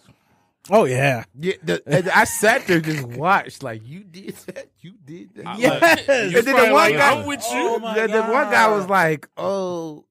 one guy was like, man, this is where you went wrong at. I was like, bro, how you give him advice? Y'all both in the same space. I'm just saying, I'm a big dude, man. I just being in the back of the police car was enough for me. Oh, no. They thought I was crazy because I told them when they was figuring out, I said, do not put me in there with them because they was like fighting and arguing. I said, put me by myself. And they was like, they looked at the windows like, oh, dog over there by himself. He must be crazy. Hey, come here, look at him. And they was like 5 dudes looking through the thing, looking at it. I was like, We were just in the corner spitting. no, I had a polo on, some khakis, like a green and black olive raincoat, and some Kohan. I was not a threat. I just You pacing around the cell like, did I tell you to sell crack? No, then Who did that? Then they came back and was like, they came back and got me and put me over. I'm like, man, this is terrible. And the grape juice was terrible. The grape juice was stained the floor. That's what I seen it. That grape juice stained the floor. Like, you get this to That's your people. complaint for being Bro, it wasn't good. It's not. That stuff is like illegal. It's super acidic. It's like flavor bleach. That's what it is. Yeah, I was just say I've heard that in that bologna sandwich. Oh, it's trash. That was strip paint. I did not eat nothing in there the whole time. Peanut butter and jelly sandwich. One guy was in there. I ain't in jail either. The most I was in there was for one night. One guy was in there because he slapped his baby mama right before she gave birth because another dude had called her phone, and then he ran out in the hot. Man, so much crazy stories I heard in there. So I've only had to sit in the back of the car. No, mine was just like suspended license. Yeah, that's what mine was too. Though I paid my driver responsibility, but they don't tell you the next year it comes back. Yeah. That's exactly the next year. Twice. Yes, Twice. Like, That's what first it of all, is. I didn't pay the ticket. What makes you think I'm gonna pay this once, let You alone gotta- twice? You gotta pay it twice. It used to be. yes, you had to was pay 2 it years. twice. 2 Wait, years They hold ago. on. caught so many people with When did that. they change that? No, They changed it recently. No, they just got done with it March 31st of last year. Dog. So you good if you only paid it once, right? No, you had to pay it twice, It was an bro. annual fee. They didn't tell you the second time, Nope. so I paid my $250. The lady said you good, Dog, got my Michigan license was reinstated. so You get your scam. license Shit. reinstated. Then that January 1st coming that next year, the Yep. $250 hit. They don't send you no letters or nothing. Nope. So police come behind you, run your plate. Oh, your license been in. What, man? I paid it. Nope. You gone. Oh, you know what? I must have been straight then because I didn't got. And it took pulled them over. forever. And depending on what you got in trouble for, like the fee was crazy. And what's so crazy about it, dude, this is how much BS was in it. Once you go to jail for that suspended, right? They'll give you a ticket for your driver's suspended license, and then they'll give you another responsibility fee because you was driving on the on the suspended license for a responsibility. So now you got 3 fees. They was making $6 million a year off of that. I had a fortunate. I was fortunate enough to meet this individual. If you want to go, I had to screen cap because don't believe me. Read that caption. What? It's a screen cap. I had to screen cap it. You didn't know about that, Geeno, though? What? I knew about driver responsibility. What's that fee, say? man. What's that But I say? didn't know you get hit with it the following year. Listen to this guy. Listen to this guy that I had a chance to meet. What does that say at the bottom right there? Man convicted of killing a prostitute in Redford Motel with spins. Wow. Oh, that's you what trying to you're sell with with? him? I mean, Oh, yeah, you told me your story, man. Yeah, Let's just say y'all belong together. Let's just say, I probably would have shared. I probably would have preferred to share a cell with him. But the driver's responsibility in Michigan, they just got rid of it. Yeah, And last basically year. they just preyed on the poor though, because it was like I was going to say, because when I had a and now it's supposed to be like 2 years it comes off your driving record, 5 years it come off your insurance driving record, which your insurance history driving record is your normal driving record. Right. It's just that insurance history is going to keep looking after 5 years as opposed to stay 2. Oh, and now it says it doesn't come off at all now. I asked the lady, I said, why is this? Like, this incident I paid was like 2008. Why is it not off? Oh, it doesn't come off anymore. Oh, and that's why insurances are hitting licks on people. And by the way, insurance in Detroit is ridiculous. So 2%, anything over 2% is, and this is by the government standards, is deemed unaffordable. Guess what percent it is in Detroit? 25. 16. 14% over what the government considers to be unaffordable. No, like you should see the prices. Like, and I know this was when I moved out the city. My aunt is paying more for no fault than I'm paying for full on 2 cars. Yeah, like, it is. And now insurance companies are now pulling your credit history. Yep. So you can have an awesome driving record. If your credit's shot, you still paying with somebody who got 5 tickets. So if your mama opened up a light bill when you was 5, put that cable in your name. You like, man, my credit's straight. I ain't never bought anything in my life. And then you go in there like, you got a 500. What? That light bill you had when you was 3. That's so crazy. As a parent, bro, I never thought about putting nothing on my mortgage. I definitely think that's something that only, in our community that happens in. Hilarious. Has to be. Definitely. Has to be. Real quick, the Lakers are asking Lonzo Ball if his big baller brand sneakers were causing his injuries. Which I tell people that. I don't. We're gonna start listening to me. Is this thing going? Yeah, I told you. You've been muted the whole time. I'm just flying for 5 years. I've told you about the prophecy. In an article written by Brandon Richard for So Collected, the Los Angeles Lakers are possibly being turned off by Lonzo's signature shoes. According to ESPN, the Lakers asked Lonzo about his big baller brand shoes, expressing concern about them potentially being the cause of his lingering ankle injuries. Lonzo did come out to say that he told the Lakers that he feels comfortable in them and that if he wasn't comfortable, he wouldn't play in them, and that if he didn't wear his own shoes, he'd play neither Kobe's or LeBron's because they're heavier. Okay. Lonzo also stated that he's open to making minor adjustments to his sneakers if needed. The Lakers previously looked into Big Baller brand after learning that the brand had received a failing grade with the Better Business Bureau, but most of that stemmed from incorrect merchandise shipments, not shipping orders on time, or not providing information or responding to questions. Better Business Bureau President Blair Looney did come out to say that the Bureau was trying to help Big Baller brand recognize the issues with their customers in order to help them fix them, but that Big Baller brand hasn't dedicated the resources that it takes to get it done. Which people got mad at me when I said everything I said was a couple years ago about Big Baller brand, because you could see the writing on the wall. Everybody was getting excited because here's this black man taking it to the system, but it's like, okay, but you still got to do. There's certain things you still have to do as a business. Well, it was even add on to that is that now today it reported that the dude Arian Foster he took all that stole that money, so he dropped it. And that the kids, all 3 sons, are not mad at the dad. Took their pictures down with them, everything. Not so because the dad didn't steal the money. It's because Arian Foster, who the dad vouched for, stole all the money, and he just got out of jail. A year before he met them for fraud and stuff like that. So the kids like, Dad, you vouch for this dude, you ain't pull a background on him. You know what I'm saying? Like, or keep an eye on him. And this accountability also comes to yourself. Why are you giving him access to your personal accounts outside of your business accounts? Yeah, that sounds like something you do with your mistress or your wife. Yeah, you give your mistress account to your access to your personal. I'm saying though, you gonna no. What I'm saying for LeVar is, why would you give account access like that to a business partner? Yes, you know what I'm saying? Like that don't add up to me. So that's what's just crazy. Stupid. And the lawyers and the accountants found out because when he was doing his tax, when they were doing his taxes, he was like, "Hey, where's his 1.5 at? We can't give account for this." So that's when it came about. But my thing is, with his shoes, they are the problem, because I see when the way he buckled his ankle, he rolled it, and how the shoe buckled, that was the issue. But also too, the Lakers training staff has been terrible this year. How they maintain health of all players. Lakers been terrible. I'm just saying about the health. Off the other issues are of course normal, but yeah, it's just like who are you to question anybody when everybody on the team's been hurt numerous times, can't come back from injury, right? So all your shoes messed up. So even if Lonzo wanted to say, okay, you're right, he looking at like, look how this team is taking care of. They need to hire a cow on staff and have them all drink milk at some point. I was going to say, I think it's pretty bad as an organization that that's what they're going to point to and say, oh yeah, well this is why, you keep having ankle his injuries. Shoes though, because I remember it was an issue when he first came out with the shoe. He wasn't even wearing his own shoes because they weren't comfortable. That's why you saw him wearing everybody else's shoes but his. Then they even, I remember at some point, I don't know if it was the first shoe or maybe even the second shoe, they recalled him back because there was something wrong with the midsole or something. There was something wrong with the shoe. And you could tell that they didn't put too much engineering into the shoe. They tried to hurry up and come with a hybrid of what was hot at that time.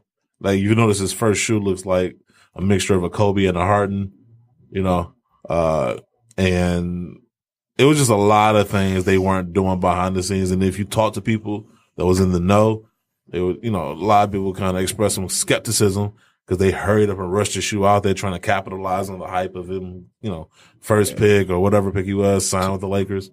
And so there was a lot of things that weren't done correctly, which is why you see them have the multitude of problems that they're having now. You see the price point went down. I mean, ain't nobody, $200. Nobody want that shoe. No, nobody. Not even the son wants the shoe. So as far as like the injuries and stuff, you can't put it 100% on the shoe. However, I don't think that shoe was properly engineered, the way most other shoes are. And I go back to like the Harden. I thought the Harden was one of the best shoes, or the first one. Now they just keep coming out. They taking even the second one. They taking the KD9, KD10 formula and just like, okay, we're just gonna change this one part and call it a different shoe. I mean, that's what he likes though. Plus, he doesn't really push his shoes to the limit where like with LeBron's, okay, he didn't got bigger, he's moving faster. We got now up our design process. Or Kobe, or Kobe was like, you know what, he's getting older, so now we gotta drop it. We gotta take weight off. There was always design influxes. With Harden, he doesn't do much, so it's like, why? Wait, time out. I understand the performance side of it. I'm talking about the design part of it. But that's what nowadays your performance is your design. Back then it wasn't. When I was gonna say too, it was though back then. James Harden doesn't really strike me too much as a guy that's in there. He does during like really having input with the design of his shoe. But going back to his point, people forget like. At their time, Jordans were performance shoes, and they were able to mix a perfect blend of performance and style. I think also you didn't have as much technology then. You had leather suede, Zoom air bubble, and then now you got synthetics and all these. I think on top of that, it was more so the shoe that Jordan wore wasn't the shoe that was put out to the public anyway. What you mean? The technology that was probably more so put in the shoe that he actually wore on court. I mean, they wasn't adding that much. I mean, they might have added like a little bit more support. I feel like with Jordan shoes though, they were during that time they were built tough so you could hoop in them, but they were also nice enough material wise to wear off the court. Now it's just we're gonna strictly focus on court, and then we're gonna save retros or collabs for off the court. Well, speaking of retros and collabs, release dates brought to you by SneakerBarDetroit.com, the number one source of sneaker news and release dates. Friday, March 29th, you have the Pharrell special edition Adidas Crazy BYW Level X. Don't buy them. You have the Nike LeBron 16 Air Trainer. Saturday, March 30th, you have the Air Jordan Retro 3 Tinker Air Max 1, the Air Jordan Retro 1 High OG Phantom, the Nike Air Max 180 Berlin. That is a European release only via their sneakers app. You have the Nike Air Max 97 Reflect Silver and the Adidas Yeezy 350 Boost V2 Clay. That is a North and South America release only. Monday, April 1st, you have the Nike KD 12 90s Kid, the Nike Air Max 95 Summit White and Black, the Nike Air Vapor Max 3.0 Laser Fuchsia. You have two colorways of the Nike Tailwind. That's Blue Tint, Team Orange, Tour Yellow, and the Parachute Beige colorway. You have the Nike Cortez Los Angeles Pack. You have the Jordan Apex React Sail University Red. You have two colorways of the Jordan Proto Max 720. That's Black University Red and Peach. You also have three colorways of the Jordan Proto React, which is Varsity Red White, Wolf Gray, Black and White, and then the Wheat colorway. And then also you have the Atmos Special Edition Reebok Mobius, which is sold exclusively online and in store at Atmos. Thursday, April 4th, you have the Nike Free Running 2019 collection, the Nike Women's Air Vapor Max 2019, Vast Gray, Black Metallic Silver, the Bodega Special Edition New Balance 997 No Days Off. That is sold exclusively on the Network app and in store at both the Bodega Boston and Los Angeles locations. Network app sucks. From what I heard, yeah. Friday, April 5th, you have the Adidas Dane 5 Dane Goose, the Adidas Women's Ultra Boost Black Orchard Tint, the Adidas Ultra Boost Ultra Tint Cloud White Core Black, and then you have the Adidas Under Armour Curry 6 Dud Nation. And then Saturday, April 6th, you have the Clot Special Edition Nike Air Max Haven Collection, the Nike KD 12, the Day 1, the Air Jordan Retro 14 Candy Cane. I guess people, I don't know why they call them the Rip Hamilton PEs because nothing about it said Rip Hamilton. You also have the Nike Air. He won in that championship game at UConn. I know. That's why that story came from. That was just lazy marketing. Just say to bringing it back up. Right. And then you have the Nike Air Foamposite Pro Hyper Crimson, and then the general release of the Bodega Special Edition New Balance 997 No Days Off. So with that being said, hopefully this show makes it up. There's probably gonna be another lost episode. So tune in next week to hear episode 208 3.0. Again. Yeah. It's like a Todd McShay NFL draft. We just gonna keep doing. I know it's like reliving the same day over and over again. But no, so once again, shout out to our listeners and shout out to everybody that's been supporting us. And hopefully I got some good news for you guys later this year. Still working on some stuff. So until then, we'll see you guys next week. We out. We love you. Peace. All right, we got good news.